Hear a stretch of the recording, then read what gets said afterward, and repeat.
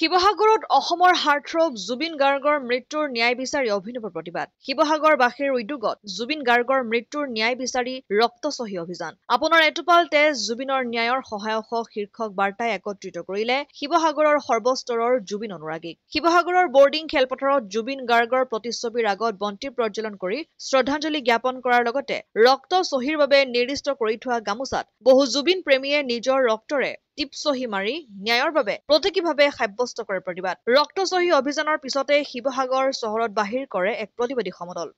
আজি শিৱসাগৰবাসী ৰাইজে আমাৰ হিয়াৰ আমঠু জুবিনদাৰ হত্যাৰ তদন্ত বিচাৰি যি ৰক্তচহী অভিযান আয়োজন কৰিছে তাত নিজে অংশগ্ৰহণ কৰিবলৈ পাই মই নিজকে সুখী বুলি গৌৰৱ কৰিছোঁ।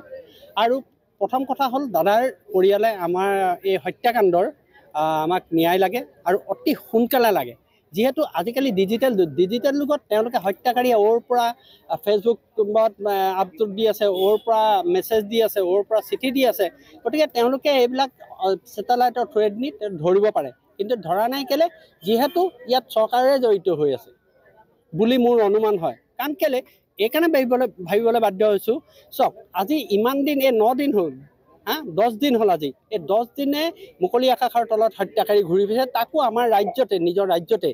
গতিকে আমি এইটোৱে ডিমাণ্ড কৰোঁ যে অতি সোনকালে দোষী কৰায়ত্ব কৰিব লাগে আৰু এই পূজাৰ সুবিধাটো লৈয়ে তেওঁলোকক জেলেপি খুৱাবলৈ আনি ওপৰলৈ বিদায় দিব লাগে।